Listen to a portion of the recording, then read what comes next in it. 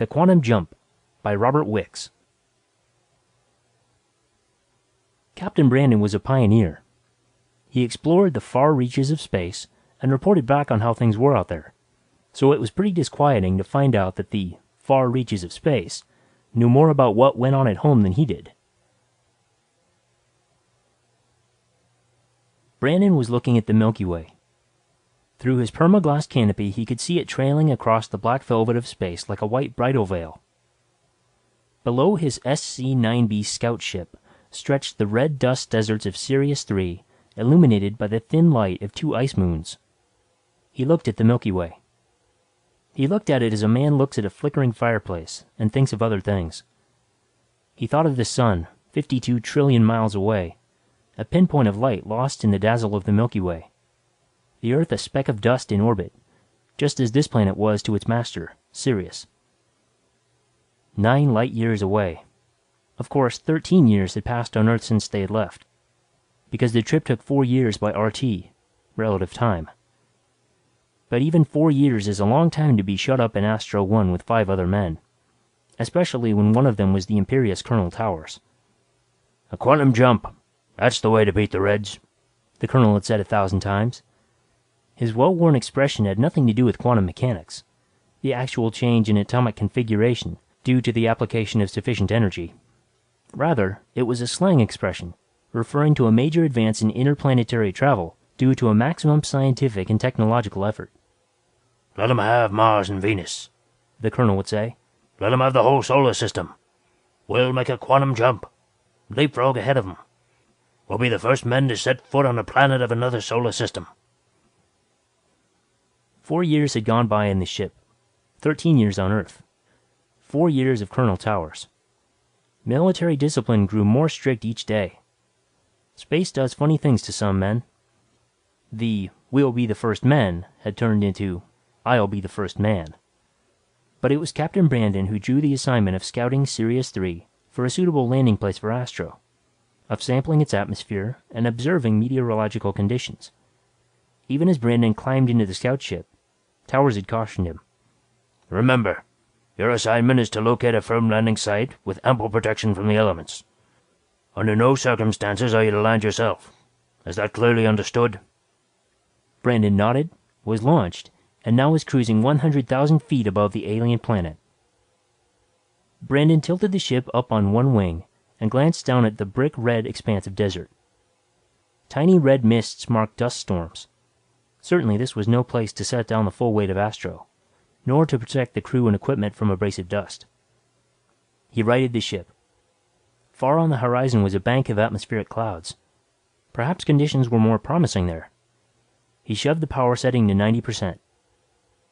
A fire warning indicator light blinked on. Instantly, Brandon's eyes were on the instrument panel. The tailpipe temperature seemed all right. It could be a false indication. He eased back on the power setting. Maybe the light would go out. But it didn't. Instead, he felt a surging rumble deep in the bowels of the ship. Luminous needles danced and a second red light flashed on. He snapped the video switch and depressed the mic button. Astro One, this is Brandon. Over. A steady crackling sound filled his earphones. A grid of light and shadow fluttered on the screen. A thought entered his mind. Maybe he had put too much planet curvature between Astro and himself. Astro One, this is Brandon. Come in, please. A series of muffled explosions rocked the ship. He chopped the power back all the way and listened intently.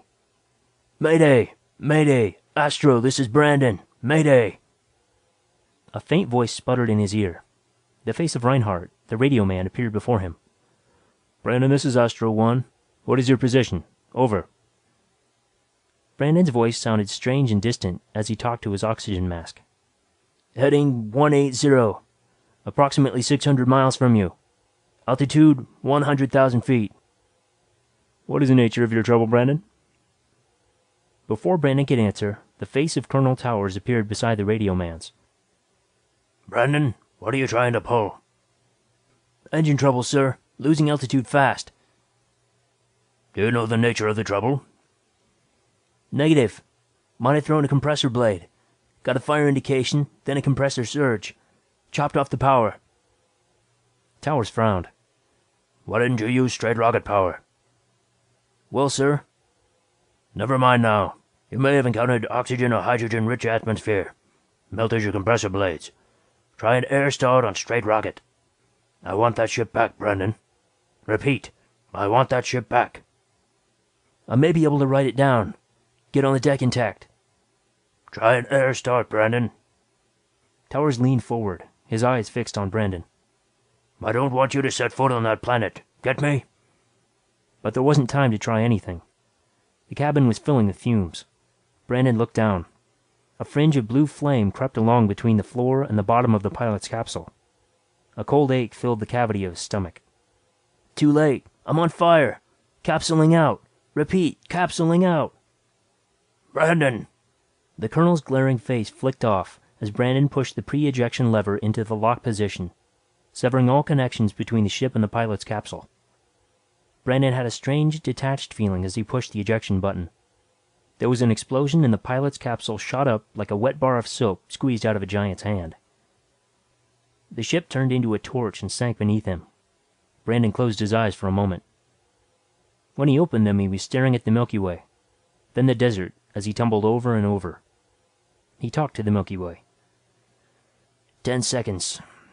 Should wait at least 10 seconds before releasing the drogue chute so we'll clear the ship. Then he spoke to the desert.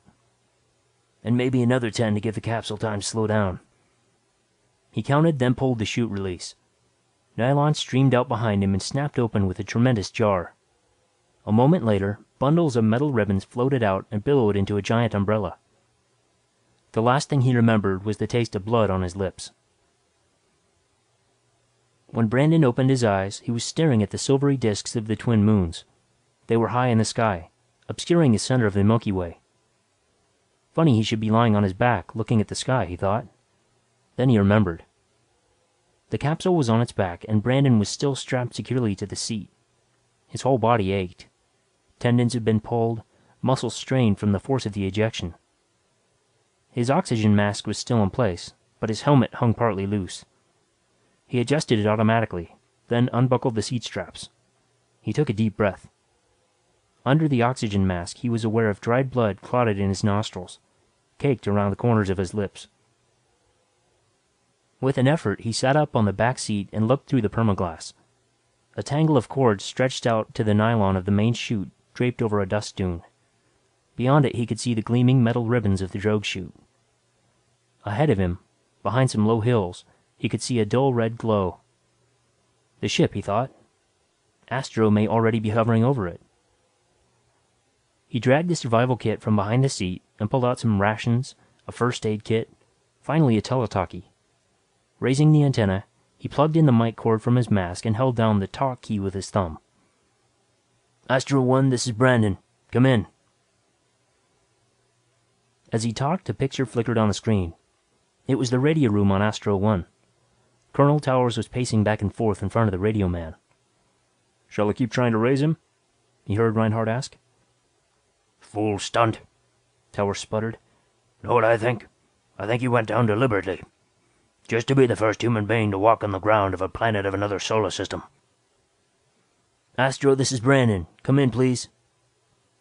Towers continued to pace and talk. He did it to spite me. But we can't raise him, sir, the radio operator said. Maybe he didn't get out of it alive.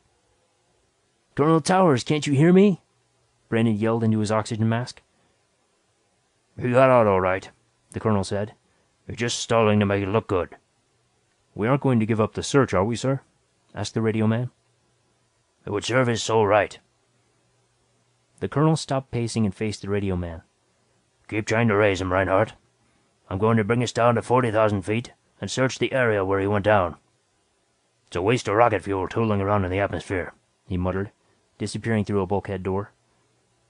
Wait, Colonel Towers, Brandon called, but he knew it was of no use. Obviously he could pick up Astro, but they could neither see nor hear him.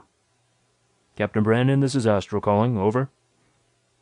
The radio man repeated the phrase a dozen times, and each time Brandon acknowledged, swore, and acknowledged again. Finally, in desperation, he switched off the teletalkie. He snapped open the back of the unit and studied a maze of transistors, resistors, and capacitors.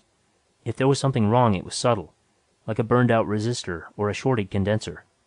Whatever it was beyond emergency repair. He dropped the teletalkie behind the seat and examined the gauge on his oxygen mask. There was enough to last the night, but not much more. He sat down in the capsule to think. The first thing they'd locate is the burning ship, he decided. Then they would probably start searching in ever-widening circles. But would they see him in the faint light of the ice moons? He looked back at the nylon chute again. Another thought ran through his mind. Suppose they don't spot me in the dark. When the sun, Sirius, comes up, there's a good chance they'll spot the parachute and search for me. He slid the canopy open and looked down at the red soil of Sirius 3. He hesitated for a moment, then swung his feet over the side and dropped to the ground. At least he'll have that satisfaction, he said, grinning under his oxygen mask. Very much aware of gravity after years of weightlessness, he walked to the canopy of the chute and spread it out on the flat ground in a full circle. It billowed in the wind. He searched around, found some glassy black rocks, and anchored down the chute. Then he looked at the orange glow that marked the funeral pyre of the ship. He had a decision to make. Stay here with the capsule, or head for the fire. Couldn't be more than 1,000 yards away, he decided. Charging a walk-around oxygen bottle, he transferred his oxygen hose to it. He snapped the survival kit to his belt and picked up the teletalkie. The ship was more than 1,000 yards away. The first mile was across flat desert.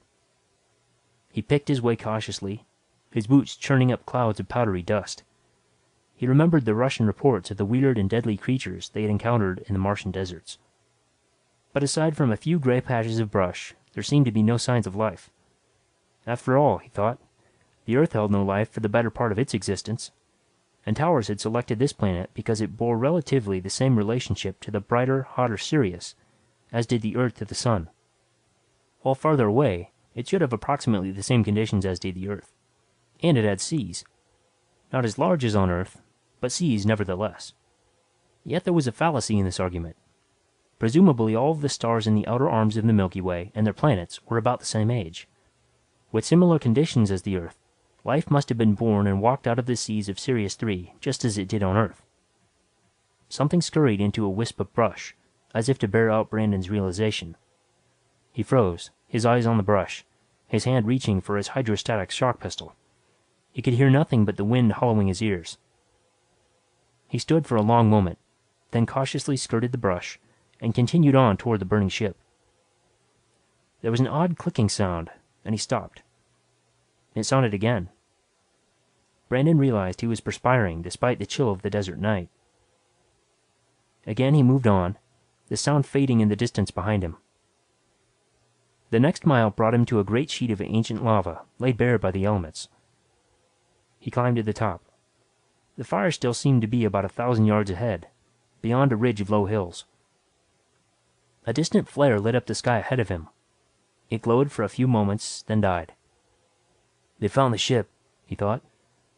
After 4 years, I'd completely forgotten about the store of photoflash flares. He watched for a while but saw no more flares. Finally, he scrambled down the other side of the lava sheet and continued on toward the wreck, moving slowly but steadily. The third mile brought him to the scene of the crash. A smoking cylinder of fused metal lay in a gully. Parts were strewn along the bottom. A wing, untouched by the fire, was leaning tip down against the edge of another lava sheet some distance away. He sat down. Another flare flashed in the sky behind him, silhouetting a row of grotesque trees. "I'm over here, you fools," he thought. He watched until the flare flickered out, then turned his head back toward the remains of the ship. There wasn't much of a glow to it now. It would be hard to see unless Astro was right on top of it. He raised the antenna on the teletalkie and snapped it on. The screen glowed into life. Towers was stepping through the bulkhead door into the radio room. Just like a television play in installments, Brandon thought. Scene 2 coming up. "No sign of him at the scene of the crash," Towers told Reinhardt. "If he got out," observed Reinhardt, "he could be 100 miles away or more." "If he got out," Towers said in a tone that irritated Brandon. "I got out," Brandon said, "and right now I'm walking around on your precious planet like a Boy Scout. Curse this teletalkie. I'd give a year's pay if you could see me now, Towers. We may yet spot the escape capsule, Reinhardt was saying. We're still continuing the search, put in Towers. But I don't mind telling you I'm not wasting much more fuel. The radio operator started to say something, hesitated, and finally settled for, "Yes, sir." Brandon swore and snapped off the set. He looked at his walk-around bottle. "Can't stay here any longer," he muttered. He couldn't find the capsule. He walked 3, perhaps 4 miles. He stopped and blotted his moist brow with his sleeve. He wasn't going to find it. Before him stretched an endless carpet of red dust. The light from the 2 moons was growing dim as each settled towards different horizons. He sat down. A cloud of powdery dust settled over his legs. The lightness in his head told him that his oxygen was running out. The weakness in his muscles reminded him that it had been a long time since he had walked in the planet's gravity. A distant flare lit up the horizon. He choked off a sob and beat his fist in the red dust. A wave of nausea swept over him. Bitter stomach juices welled up in his throat, but he swallowed them down again. Desperately, he turned on the teletalkie. "Astro, this is Brandon," he said. "Brandon, this is Astro," Reinhardt said. Brandon's body tensed. "Thank God I finally got through to you. Listen, Reinhardt, I must be about 3..." "Brandon, this is Astro," said Reinhardt in a monotone. He said it again and again and again. Brandon fell back on the ground. His breathing was short, strained.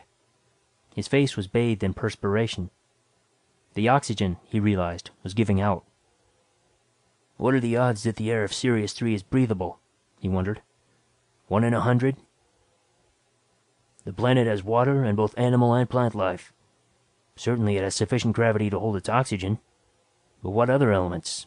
Noxious gases might be present. Maybe the odds are closer to 1 in 50, he decided. But there's no gamble when you have nothing to lose, he told the Milky Way. Ripping off his oxygen mask, he took a deep breath of the alien atmosphere. The dust choked him. His ears rang. Black spots danced before his eyes, then melted into solid blackness. Brandon could hear Tower's voice in a vortex of darkness. "Let's face it, Brandon is dead. Must have burned with the ship. At least that's the way the report will read. Get me, Reinhardt?" "Yes, sir," the disembodied voice of Reinhardt replied quietly. "We're going to set her down on a solid piece of ground near one of the oceans." There was a pause, and Brandon could almost see Colonel Towers drawing up to his full height. "I'm going to be the first man to set foot on a planet of another solar system. Know what that means, Reinhardt?" "A quantum jump, sir?" "Right. Leapfrogging ahead of the Reds. Wait till they read the name Colonel John Towers. Maybe General John Towers. General." Brandon opened his eyes. Sirius was turning the sky to gray, trimming a few scattered clouds with gold. As he stared at the sky, Sirius rose with a brassy glare. Near it, he could see its white-hot dwarf star companion. It was going to be a real scorcher, he decided, worse than any desert on Earth. He sat up stiffly. On the teletalkie screen, Reinhardt, alone in the radio room, was calling quietly for Brandon. The bulkhead door swung open, and Towers poked his head through. "Knock that off," said Towers sternly, "and take your landing station." As Reinhardt rose to his feet, Brandon reached over and turned off the set. Brandon took a deep breath. His head spun, and for the first time he realized that he was still alive.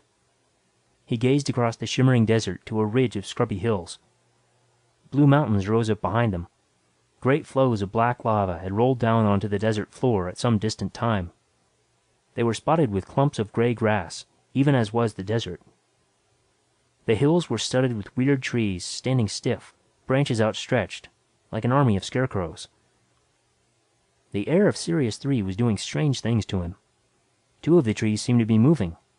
He swayed and sat heavily. As he watched through a haze of red dust whipped up by the morning breeze, the 2 trees came closer, turned into men wearing desert uniforms, and leaned over him. "Are you okay?" one of them asked. Brandon said nothing. "We saw you from our observation station over on the hill," said the other, pointing. They helped Brandon to his feet and gave him a swig of cool, sweet water from a canteen. I'm Captain Brandon, of the Astro 1. Astro 1? The man removed his pith helmet to wipe his brow, and Brandon noticed the gleaming U.S. insignia on the front of the helmet. Astro 1 left Earth 13 years ago, the man said. Only 4 years by RT, Brandon said. The man smiled and put his helmet back on his head. A lot of things have happened since you left. There was a war which we won, and I guess you guys were almost forgotten. And there was a lot of technological development. You mean you had a quantum jump? Asked Brandon, parroting Colonel Tower's favorite expression. Odd you would know that, replied the second man. It was through quantum mechanics that we learned to approximate the speed of light. While 9 years pass on Earth when we make the trip, our RT is mere moments. Good Lord, Brandon said. You must have passed us up. Been on this planet for nearly a year, the first man said. Got men on dozens of planetary systems throughout the Milky Way. One ship went 1,000 light years out. By the time they come back, civilization on Earth will be 2,000 years older. Have you got a teletalkie? Brandon asked. Sure, said the first man, producing a set 1/3 the size of Brandon's. Could you tune it to 28.6 microcycles? Sure, the man said again. He turned a dial with his thumb and handed the unit to Brandon. Brandon depressed the talk button. A crystal clear image of Colonel Towers, putting the final touches on his full-dress uniform, appeared on the screen. This is a historic occasion, Colonel Towers was announcing to his crew. Open the hatch and, Reinhard, be sure to stand by with the motion picture camera. Excuse me, Colonel Towers, said Brandon quietly. Towers swung around and looked at Brandon. The colonel's face paled. I have something to tell you, said Brandon, grinning, about the quantum jump.